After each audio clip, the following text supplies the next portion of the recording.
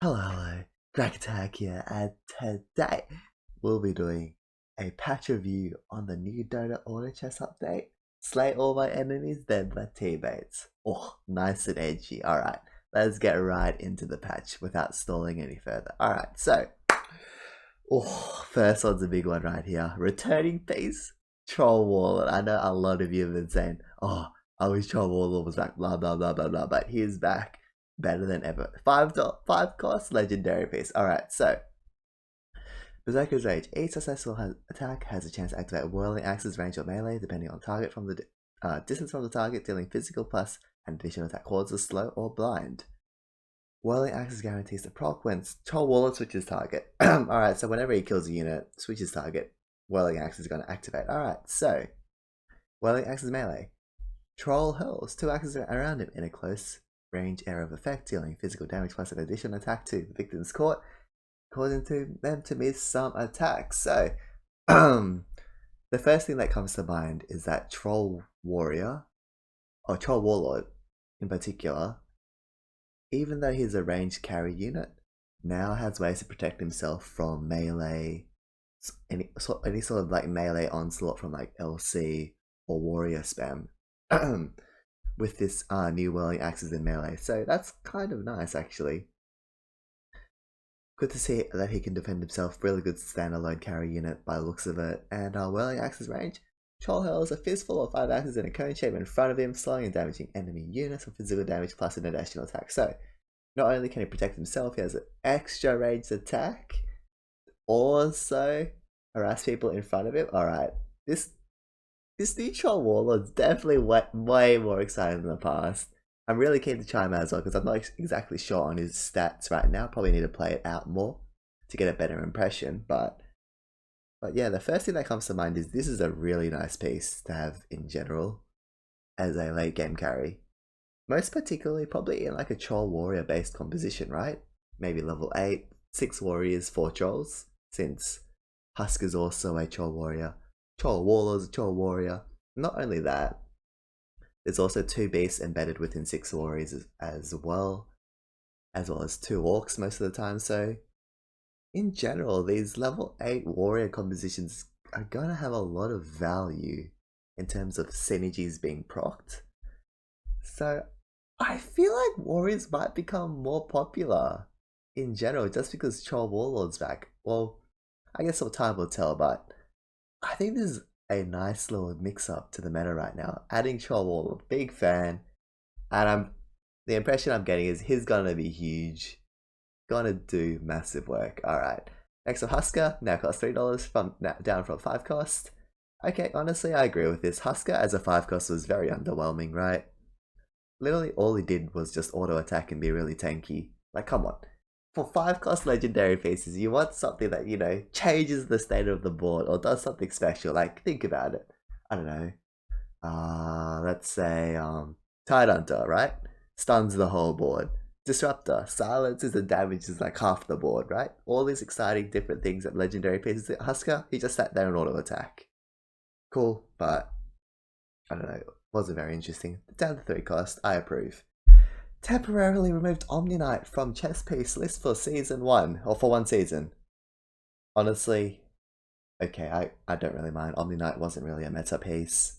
Probably not going to change much, apart from the fact that 6 Knights, Legion Commander variant's not going to be really workable anymore, given they're taking Omni Knight out.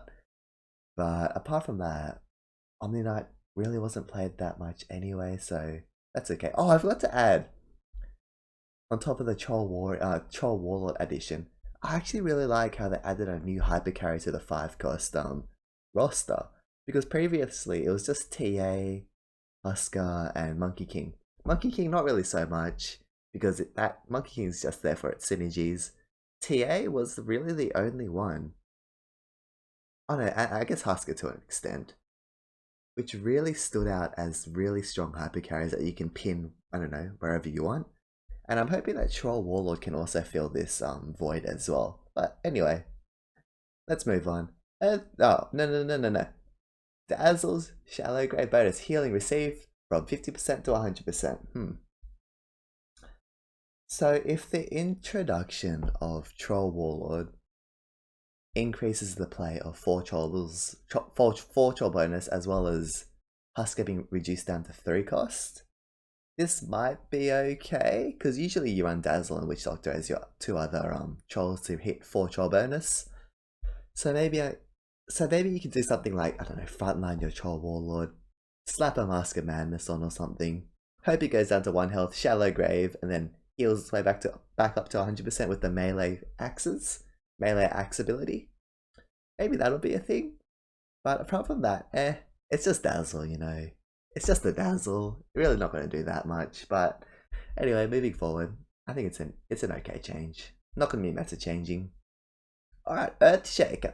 Fissure now deals damage to all enemies within 1 square of units directly hit by Fissure. Previously, direct hit damage. Okay, so this is a good change. Earthshaker might be a solid standalone unit now as a 4 cost, because previously he was absolutely terrible. Like the ability, you'd cast it and it hit like maybe 1 or 2 units, even though it looks like it hits half the board. So this is a nice change. So now I guess he's on like the same playing field as like a Kunkka, for example, CCing a good portion of the board, and now he has some sort of role to play himself. Instead of like a boat going to like maybe 1/4 of the map, now it's like a fat line down the middle. You know, I think this is nice. Maybe, I guess we got to experiment with it a bit more, but Earthshaker change is nice. Might even see some more play from him. Who knows? But that being said, he's not really ran that frequently in late game compositions, only in like 4 Shaman, 4 Tauren, at which point he gets just turned into another unit, so we'll see if this change matters. I'm edging on the side of it's not going to be that vital, but cool anyway. Cool. Increase Dragonite's corrosive breath damage from 10 to 15 per second. That's okay, I guess. Just thinking about it. Honestly, in general, you don't really rely on Dragon Knight 2 to win you games, but maybe if you get it mid-game, it's nice. Maybe as your 5 Dragon carry, it's okay. You know, it's an okay change. I don't really see it affecting much. But yeah, moving on. Invoker. Elements now provide increased bonus stats for Invoker. Quaz 20-40-60 bonus health regen, Exort 20-40-60 bonus damage, X 20-40-60 bonus attack, and movement speed. I believe this is meant to say attack speed, because I'm pretty sure there's a difference between damage and attack. Yeah, I'm fairly sure this means attack speed. So, what are my thoughts on this? I guess it's okay, right? In general, Invoker was a kind of underwhelming legendary, a little unreliant, depending on what spell he drafts. Sometimes he gets useless EMP blast. Sometimes he gets like OP, this Windblade, whatever it's called, the one that's good against assassins and hunters, that one. But yeah, so bonuses to its base stats. I mean, he wasn't really a physical damage carry or auto attack damage carry in the first place, so I mean, I guess it's nice, but is it gonna make it OP? No. Maybe more balanced and more reliable? A little bit. I mean, you usually get Invoker for the spell, not the base damage, but we'll see how it plays out. Then again, it is a lot of damage. Let's say he got 3 exhorts. That's 120 damage per auto attack, so it could be okay. But if you get Quaz, that's just whatever. Because you're not stacking defensive items and making him a bruiser. It's just health regen. I don't think it's going to do that much. This might be nice. Movement speed is interesting. He's a ranged caster, so I don't see him moving much, but the attack speed might be okay. This seems the most useful, the bonus damage, but yeah, just a nice little Invoker buff. Cool. Yeah, no other thoughts. Just whatever. It's okay. Decrease disruptor static storm maximum damage from 100 to 150, 250 to 50, 75, 100. Now this is a change right here. Alright, so they've literally halved Disruptor's damage. It seems like every time a patch goes by, Disruptor goes back to his 4 cost state, but way back like a year ago or so. Where he's primarily there just to silence, not to do damage. But as a 5 cost, you need that damage as well to make it impactful. It'll be interesting to see how if Disruptor's playstyle or play rate's going to be affected by this, because in general, he does a really good job at what he exists for. Silencing a large area of units and preventing them from attacking. Against mages, for instance, is really, really powerful.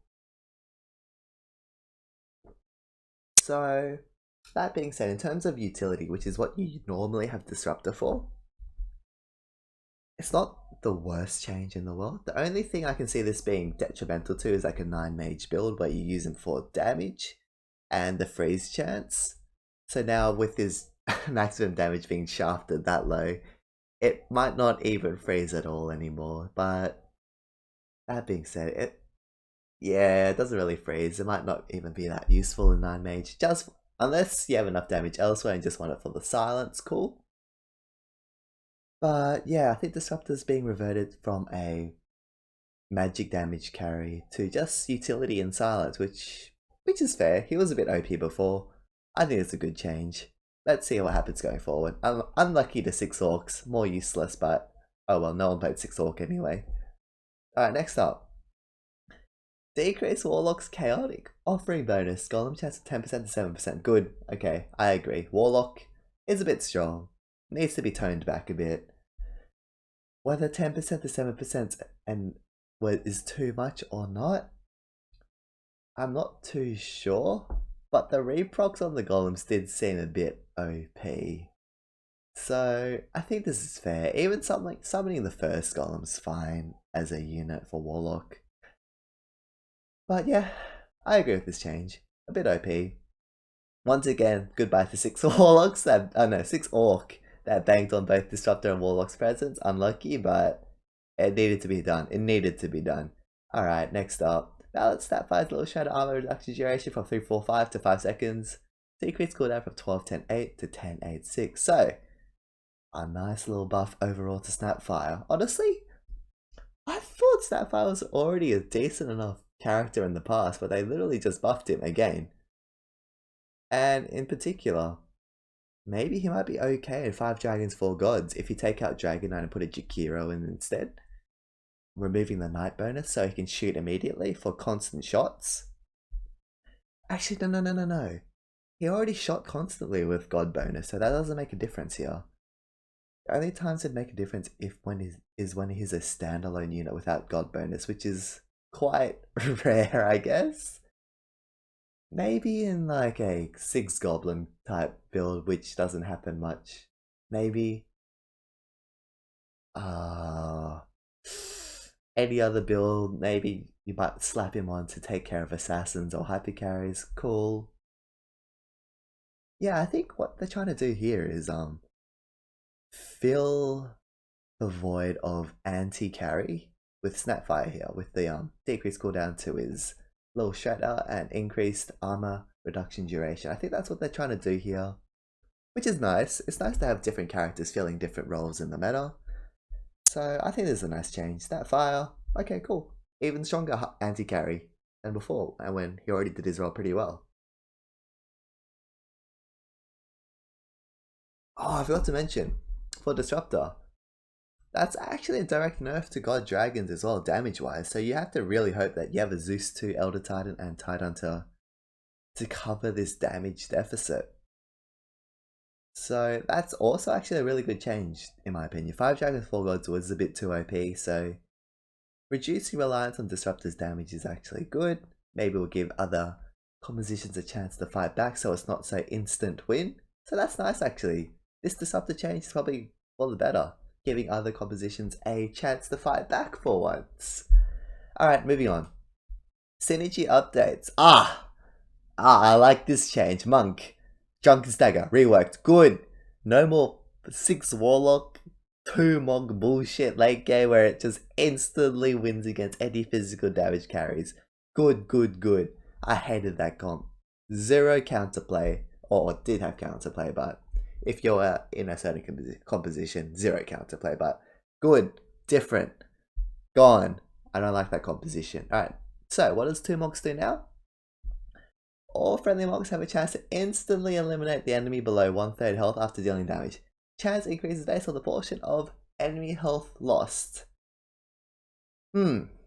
So I think it's an okay skill. I don't see it being that fantastic. I mean, the unit Monkey King himself, without its Monk and Warlock bonus, or the previous Monk and Warlock bonus, wasn't really that fantastic a unit, right? It needs 4 whole auto attacks to get off the ground.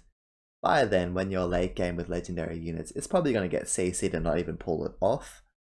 It wasn't particularly sturdy base stats wise, his ability doesn't help survive. So overall, I think that Monkey King might just not be played at all. Maybe unless you Blink Dagger with a Moonshot into the backline with a BKB, it might be cool to try and cheese something down, but 1/3 isn't as big as you think it is, right? Because 1/3 health for most units is less than 1k. Now let's think about what an assassin crits for. I don't know, let's say Faceless Void gets in the background, crits with the 6 assassin bonus, 1.3k. Is that more than 1/3 health? Yes. So it doesn't seem like that great a bonus. It seems like just a scuffed version of an assassin crit. Maybe I'm wrong, but that's my impression. I think it's not that great at all. I'm not impressed. Maybe it's okay, maybe it's good against Ogrehood and 6 Orc type compositions, but that's quite rare and niche.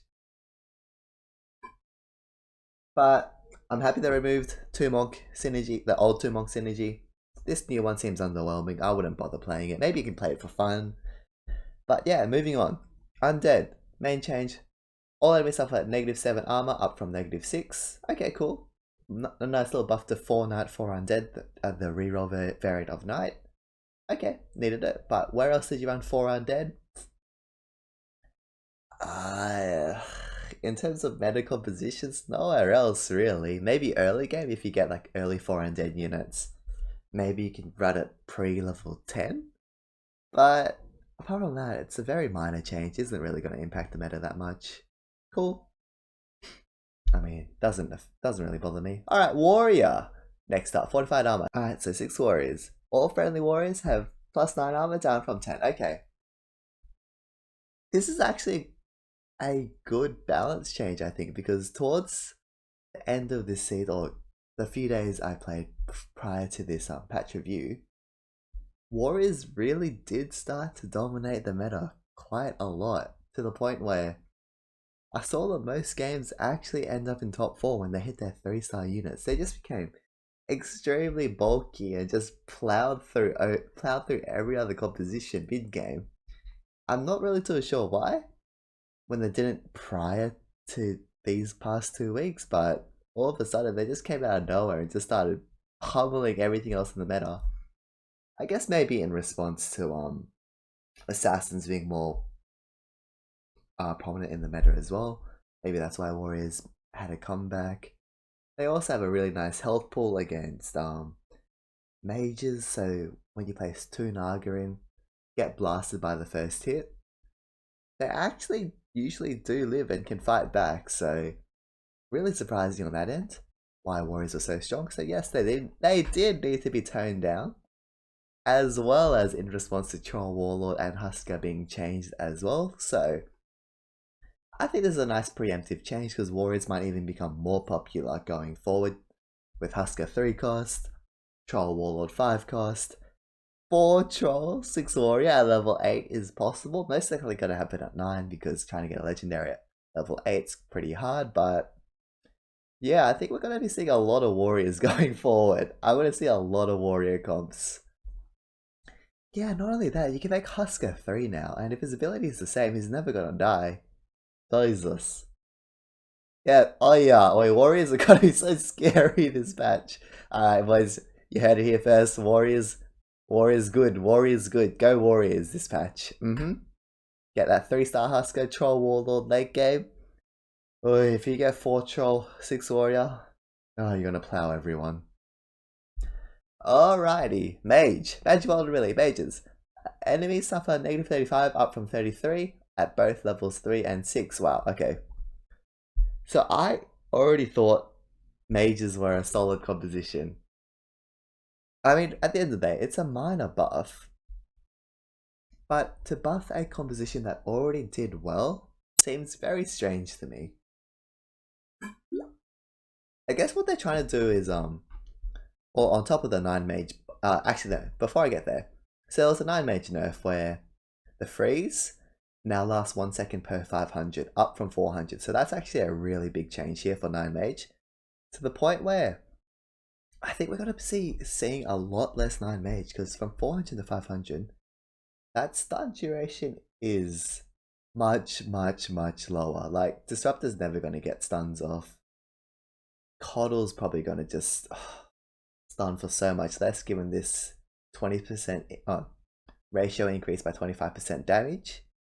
So yeah, the 9 mage stuns really getting shafted this patch. I think what they're trying to do with the 3 and 6 mage buff and 9 mage nerf is to promote the different styles of mage play in general, I think, because prior to this patch, it was just 9 mage here, 9 mage there, 9 mage everywhere.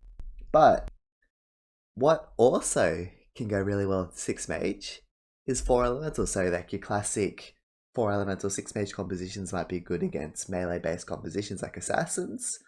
So with that extra buff to magic damage, maybe you don't need to be so reliant on that 9 mage stun. Also, what I've also seen have really good success is 6 mage 4 gods with Elder Titan and Zeus. So now if you run Zeus 2 in a 6 mage god composition, he's actually going to hit even harder than before. Because previously, I mean, he was literally like a leader, but had a 50% chance to hit everyone with the Laguna Blade or whatever it's called. Dota terminology, I'm not too good, but he hit them really hard, and it already hits harder with the god bonus. So 6 mage gods might be one of the new late game compositions that rises here, with Disruptor being nerfed from 5 dragon 4 gods. But yeah, only time will tell. But yeah, I'm calling it now. 6 mage 4 gods might be more popular, 9 mage down a bit, and even 6 mage 4 elemental might be a good thing here. So yeah, let's just see how these mage changes affects the meta. I'm really interested though to see some more mage versatility. Anyway, going forward. Troll buff and nerf. Troll, Voodoo Frenzy. So at 4 trolls, increase the attack speed of all allies by 40, up from 35. Wait, it was already good at 35. They buffed it even more? With the addition of Troll Warlock for 4 troll bonus? Oh yeah. Look. 4 troll, 6 warrior? I'm telling you now, I reckon that composition is gonna slap. Like, the overlapping synergies within just the 6 warriors themselves is insane, right? Husker, Troll Warlord, 2 Troll. Tusk, Lycan, 2 Beast. Juggernaut, Axe, 2 Orc, right? 6 warriors in themselves already have all these synergies, and now you're buffing another synergy that it overlaps with? Man, this is directly covering the major hole warriors used to have in the past, which was they used to not really have enough damage to carve through super tanky units or super tanky compositions, like something against like a fat 9-off tree, for instance. They kind of struggled to kill, but by making 4 trolls so much more possible and buffing the 4 troll bonus, they're already covering up warrior's weakness in damage lacking damage. So now I think they just gotta be insane now. Troll warrior, you heard it here, is gonna be a really good composition. That's the first thing that comes to mind. And then 6 troll has been nerfed, which is kind of weird. No one ran 6 troll anyway. It already got shafted last patch and they're shafting it again. 10 attack speed per successful attack down from 15. Like, okay, I guess no one's gonna play it ever now. Cool. I really don't see the point of this. This change is weird to me. I'm not feeling this one. Alright, next up, Beast Power of the Wild. 2 beasts. All allies have a 10% attack, down from 15%. Okay, fair. It was really easy to just slap 2 beasts in everywhere, honestly. And it probably did give a little bit too much value, so I'm happy with this change. It's fair. Nerf to 6 warrior, because they're probably going to be super meta right now. Cool. I agree. Good. Alright, 2 warlock. Warlock changes next. 2 warlock. 10% down from 15%. I think this is a solid change actually, because late game it was a bit too easy to just add lifesteal to your whole composition. This adds so much extra value to hyper carries like Terrorblade and everything else, so I think this is a fair change because yeah, 2 Orc was quite impactful at level 8, 9 and 10 as like a final little add-on to your synergy, so that's cool. 10% down from 15, still useful, 10% still useful, but yeah, a nice little nerf. And then 4 Warlock has been buffed from 20% up from 15, so that's nice. It just means you'll just get the right reward if you commit to Warlocks harder than anyone else. Which is also a bit strange because you rarely ran 4 Warlocks in any composition. Maybe 6 Warlock, it'd be fine, but regardless, 6 Warlock, you get the same benefit. So I guess what they're trying to do here is just reward people who are just hard committing to Warlocks as opposed to just adding it on towards the end of their synergy, which is fine. I mean, at the end of the day, two pieces, 2 Warlock benefits for 10% lifesteal, still good value to me. I think it's worth playing still. Don't shelf this just yet. It's fine. Alright, 6 Warlock, all the same. Probably still does decent work if you ran Husker, TA. Maybe even the new Troll Warlord might be good with this, who knows. But yeah, now 6 Warlock is going to be a standalone composition without 2 Monk. Would be interesting to see what comes up here with the new Troll Warlord as well. Maybe Husker 3, 6 Warlock might be a thing. Oh, hold up, that sounds... Wait, 6 Troll?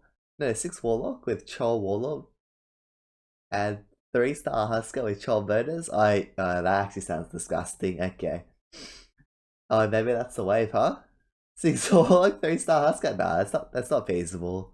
You can't reroll a 3-cost 3-star and get to level 10. Not gonna happen. And if you did, you're probably playing some soft lobby that, I don't know, it doesn't punish you for anything, but that would be a dream composition actually. Akia, reduced chance of summoning a +2 Akia with 4 Akia synergy from 10% to 8%. Huh. I don't really like this change at all. The only compositions this affects are 4 Akia comps that ran 4-cost mythic units, right? Because if you had legendary units, legendary seeds, you're guaranteed a 3-star Akia regardless, but they're reducing the chance of +2 level Akia.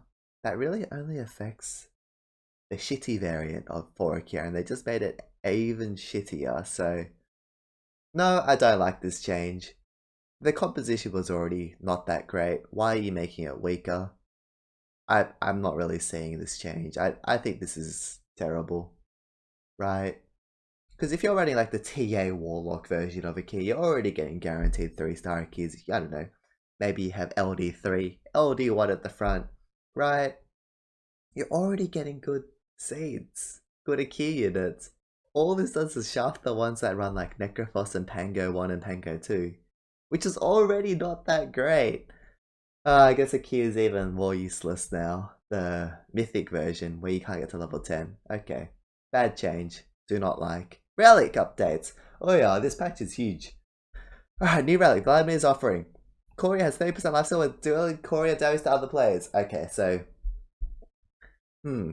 This is a interesting relic. I think the only time this relic really has value is if you're trying to play the survival game mid-game and to edge your way into top 4, right?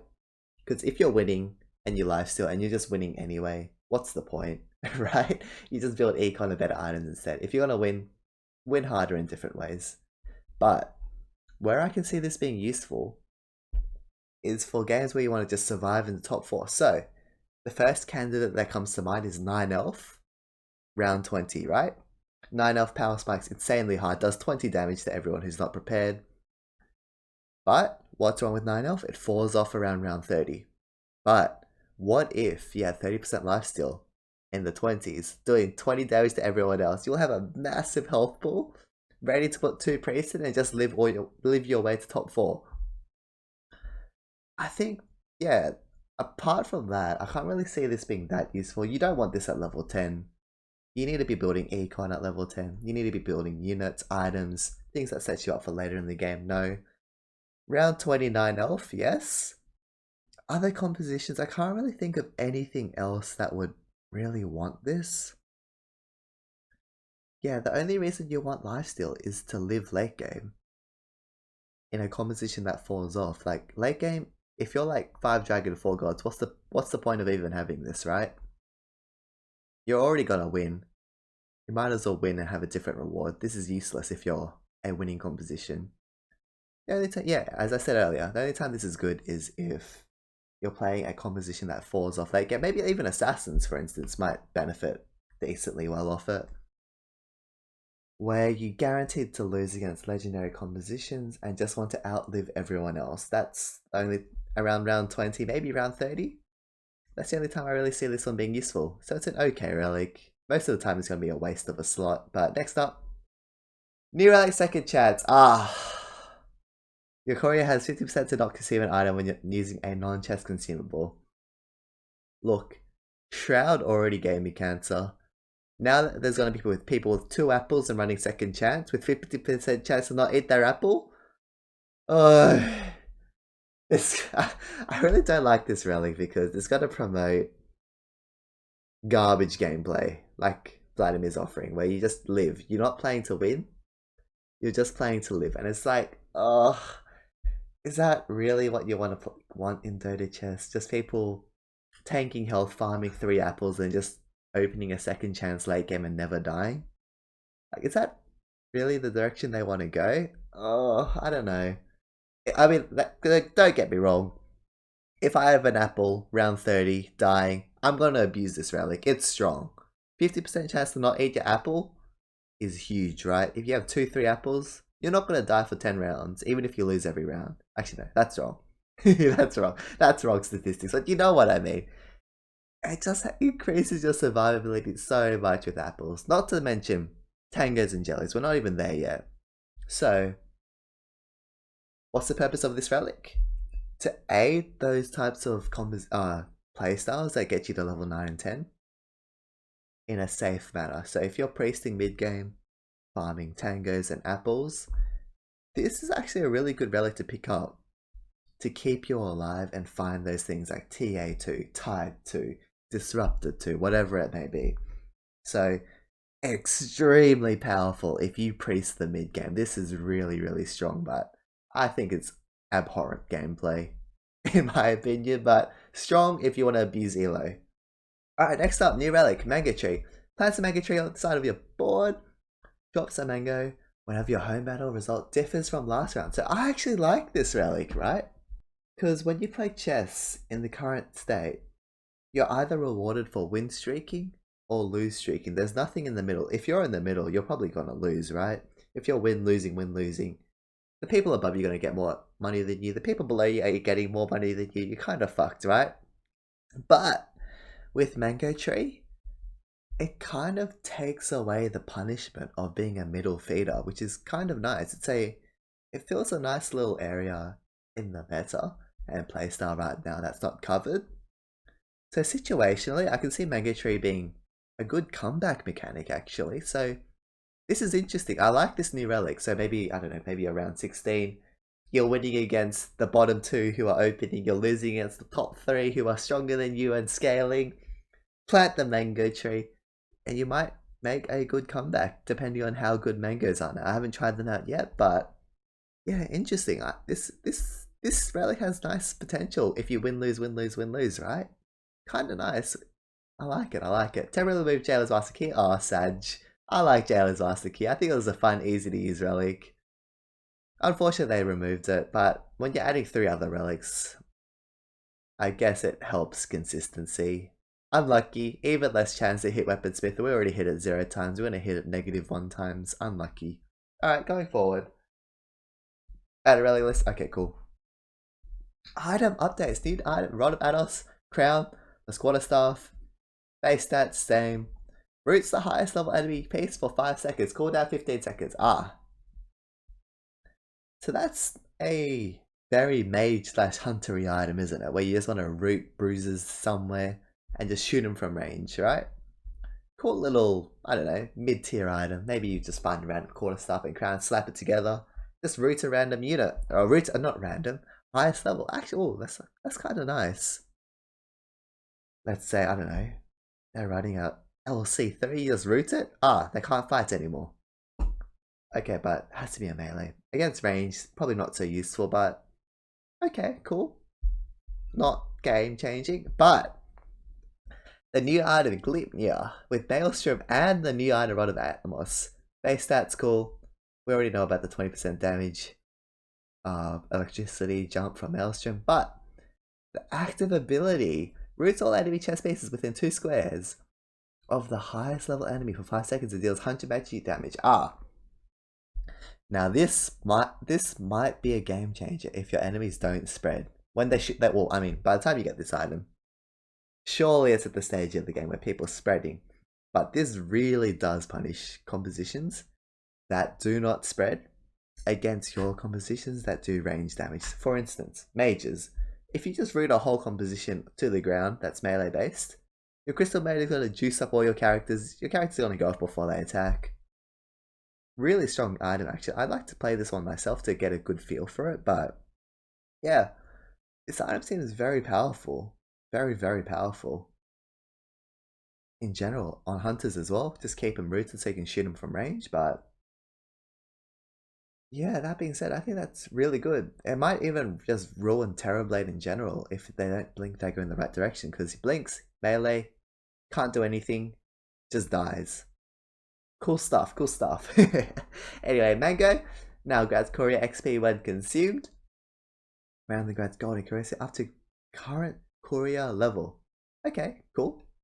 So Mango buff, so Mango Tree is a bit better than before. So if you're level 7, you get 7 gold and 7 XP, which is a... Oh, wait, they said they literally doubled the value of mangoes actually. Oh, wow. Wait, Mango Tree might be buff. Wait, Mango Tree mid-game? Oi, it might be kind of nice, hey. Oh, no, it's up to current. Okay, so it's a random number up to current. Okay, so it's okay. It's okay, I guess. Cool. Cool little mango buff. Would be fun to play with it. Candy store update, don't care. Bug fixes. That's a graphic glitch.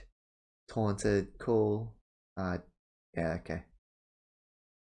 These are not really game changing, so I'm not really that interested. Cool, let's move on. End of season rewards, same as usual.